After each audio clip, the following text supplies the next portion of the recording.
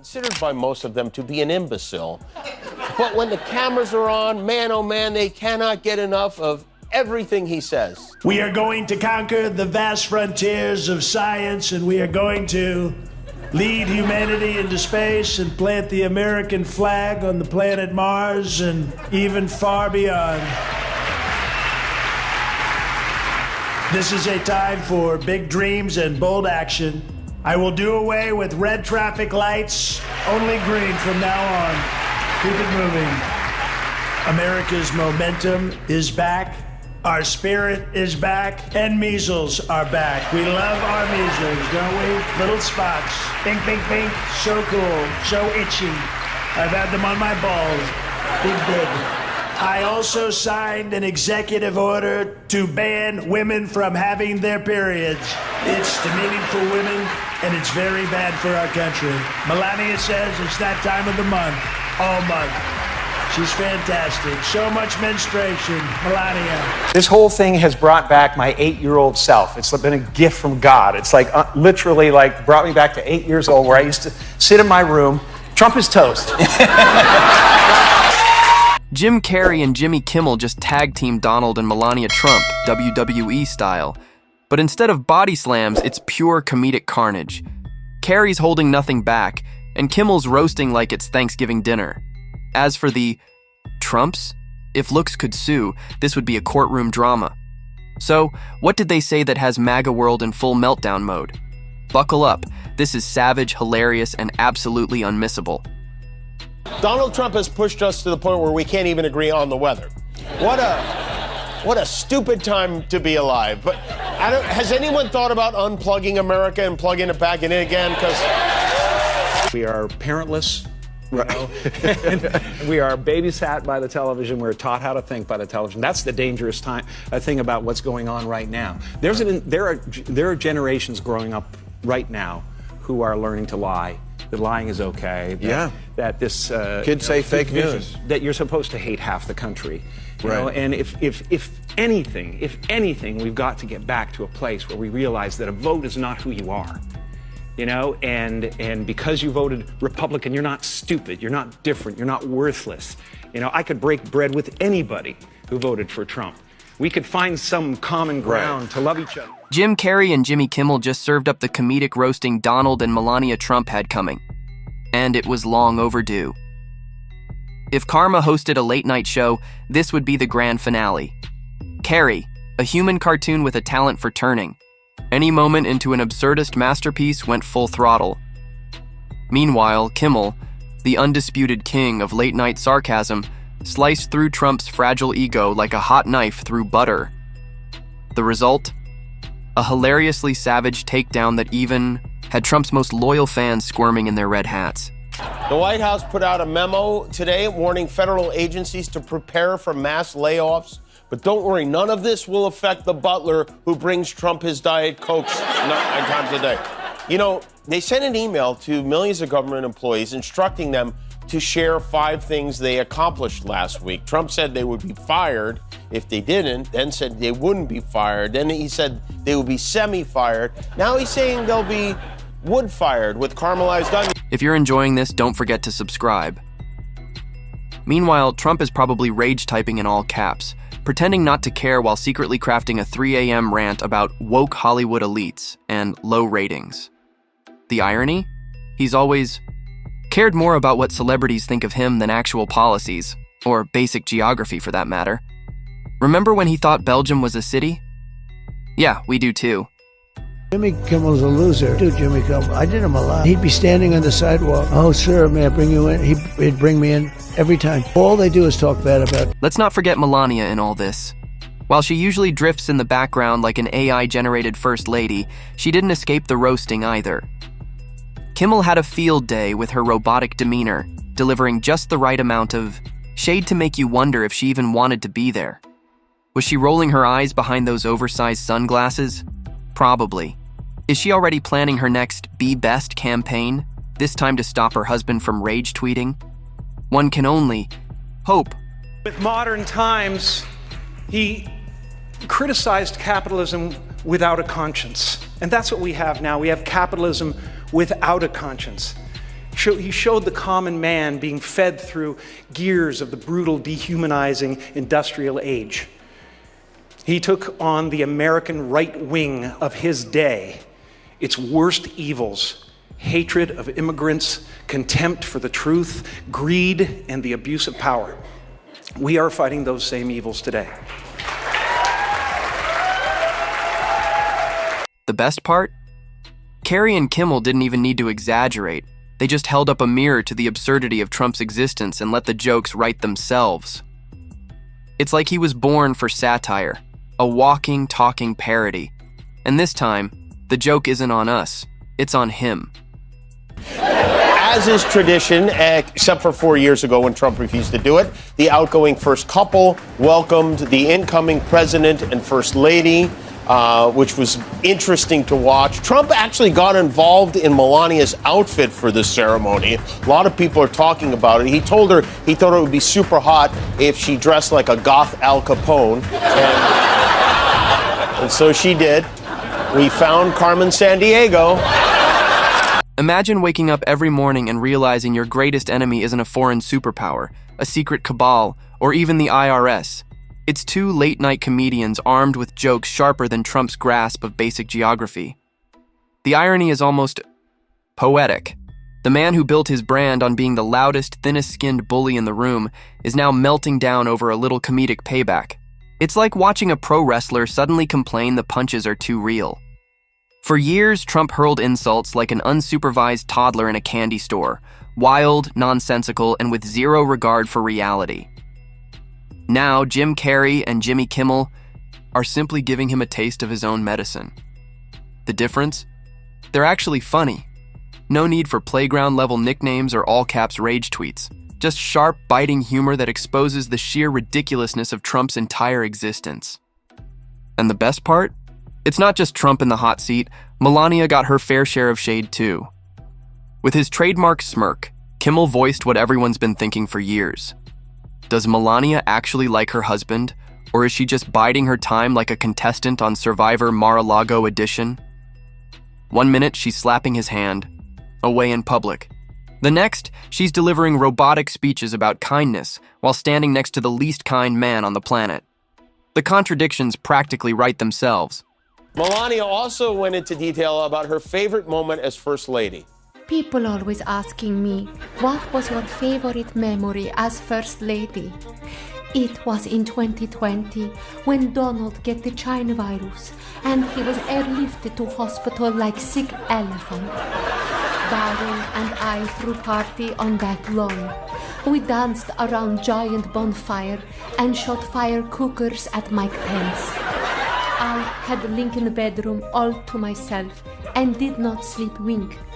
Too many smiling. Sadly, the elephant make it. Yeah, it's humpy time. Oh, elephant find me. When is he going to jail? I'm taking off my spanks. You know what? There's still a spark between them. That's very... Meanwhile, Jim Carrey brought his signature energy. Wild expressions, exaggerated impressions, and just the right amount of mockery to make even Trump's most devoted followers question if their orange emperor really does have any clothes. The thing about Carrey is that he doesn't just imitate people, he becomes them, distilling all their absurdity into a single facial expression. And when it comes to Trump, there's plenty of absurdity to work with. But the real comedy isn't just what Carrey and Kimmel said, it's how Trump will inevitably react. We all know the playbook by now. First, he'll pretend he didn't watch it, then he'll spend way too much time ranting about it. If we're lucky, he might even threaten a lawsuit, because nothing says not mad like trying to sue a comedian for making jokes. This isn't just about roasting Trump. It's a reminder that humor is a powerful weapon against nonsense. And if there's one thing Trump has delivered in abundance, it's nonsense. Carrey didn't just roast Trump, he flambéed him, served him on a silver platter, and went back for seconds. His satire wasn't just funny, it was a masterclass in exposing hypocrisy. With every over-the-top impersonation and exaggerated expression, Carrey reminded us that Trump is less of a former president and more of a late-night comedy goldmine. The comparison to a malfunctioning fax machine wasn't just a joke, It was the perfect metaphor. He's loud, outdated, and no matter how many times you try to move on, he just keeps jamming up the system, spitting out nonsense like an error message no one can fix. If I was gonna make stuff up about him, I'd start telling people he wears diapers. I would explain that it's a long trial. He drinks a lot of Diet Cokes to stay awake. He's getting up there in years, and it's perfectly normal for a man of Trump's age and carriage to wear absorbent undergarments to stop the leaks. So, I mean, if I was making stuff up, that I would point out that the reason he stands like this and golfs like this and plays tennis like this is because he has a full diaper strapped around. This administration is a rabid dog, and it's turning us upside down. And all, you know, as far as I'm concerned, it's as obvious as the nose on your face, you know. But people have made these elections and politics in general who they are, and it's not who you are. You can make a bad decision about a candidate. It's not who you are. It doesn't mean... Kimmel, on the other hand, went for the kill with surgical precision. His monologue wasn't just about mocking Trump. It was about dismantling the fragile house of cards that is his ego. And let's be honest, Trump's ego might be the most delicate thing on the planet.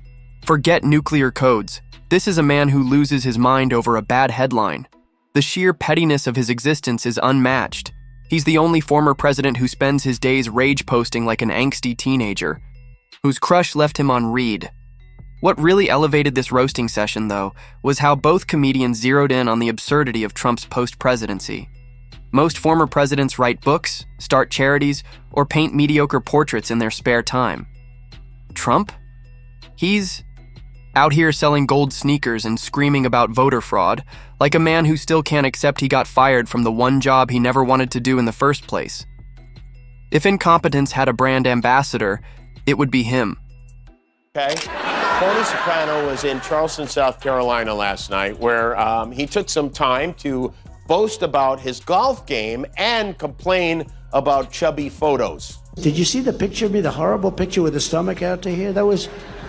So what I do is I'm putting up today a picture of me actually, what I actually look like, hitting a ball, smashing the can hit it 9 times. Right. Well, you know, and in that case, you got my vote if you can hit a ball. And let's not forget Melania. Kimmel took one look at her public appearances and asked the question we've all been wondering. Does she even remember signing up for this gig? Her entire aura screams contractual obligation. She's like an actress in a long-running soap opera who stopped caring about the plot 3 seasons ago, but keeps showing up for the paycheck. The way she dodges Trump's hand in public is nothing short of impressive. You'd think after years of practice he'd get better at reading body language. But then again, self-awareness has never exactly been his strong suit. Carrey and Kimmel didn't just take shots at Trump, they turned him into a full-blown comedy spectacle. And the funniest part? He can't do anything about it. Sure, he might try to clap back with one of his half-baked, typo-riddled rants on Truth Social, but nothing he says will change the fact that 2 comedians just shredded him in front of millions. And deep down, he knows it. That's what stings the most. As for Melania, her tenure as First Lady will go down in history as one long, unbroken sigh. If body language could file for divorce, hers would have done it in 2017. Every public appearance was a masterclass in looking deeply uninterested, like a student forced to present a group project but refusing to make eye contact with the rest of the class.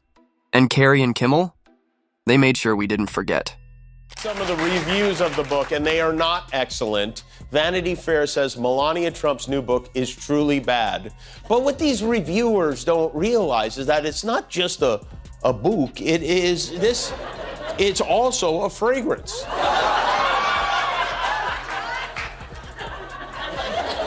Smells like Slovenian prenup ink. Melania's infamous Be Best campaign might be the most unintentionally ironic initiative ever launched. Imagine being married to the most aggressive cyberbully in modern history while trying to teach kids about kindness online. It's like starting a fitness program while married to someone who thinks exercise means walking from the golf cart to the buffet table. The sheer contradiction made it impossible to take seriously. And Kimmel? He feasted on that irony like Trump at an all-you-can-eat buffet. Carrey, on the other hand, didn't just poke fun at Melania. He painted her as the ultimate reluctant co-star in Trump's never-ending political horror show. She's been playing the role of First Lady the way a washed-up actor plays a guest. Spot on a show they couldn't care less about. Bare minimum effort, robotic delivery, and an unshakable look of regret. And who could forget those viral clips where she expertly dodges Trump's attempts to hold her hand? At this point, it's less about affection and more like watching someone try to avoid touching a public restroom door handle. Look what Jim Carrey says. This is sick. This came out this morning. Innocent people are now being slaughtered, families ruined, and children's lives destroyed, all in his name. If the craven Republican Senate allows this vile miscreant to continue encouraging divisiveness, the Trump presidency will become an extinction-level event. And here he draws Trump with a swastika, like a giant asteroid coming from space about to hit the... Melania Trump reappeared at Trump's big dollar fundraiser in Florida over the weekend, looking absolutely miserable, looking like she is being held hostage. You have to see this. Just wanting change. The rich people want it, poor people want it, everybody wants change. Our country is really doing poorly. We're a laughing stock all over the world, and we're going to get that change very quickly. And this has been some incredible evening before. The suspicions that Melania has been conspicuously missing from the campaign trail for very specific reasons. She doesn't want to be there. It seemed to be borne out by her presence here. Carrey and Kimmel didn't just roast Melania, they highlighted the sheer absurdity of her situation. She went from walking runways to walking alongside the most scandal-ridden president in modern history, all while looking like she'd rather be anywhere else. And the best part? Trump probably thinks she's his biggest supporter. The comedy practically writes itself. If history has taught us anything, it's that Trump's meltdowns over comedians are almost as theatrical as the jokes themselves. He'll insist that late-night TV is part of some deep state conspiracy, because obviously, Jimmy Kimmel and Jim Carrey must be meeting in secret underground bunkers to plot against him. This roasting session is just the latest example of Trump's inability to take what he loves to dish out. He craves the spotlight until someone else controls the script. For years, he's played the role of the ultimate alpha male, but the moment a comedian with actual skill takes aim, he folds faster than one of his failed casinos. At the end of the day, Trump can try to brush this off, but we all know he's watching. He's glued to his phone, probably rage-scrolling through Twitter or whatever off-brand platform he's using these days, fuming that Hollywood's biggest comedians are treating him like the punchline he's always been. And honestly, that's comedy gold.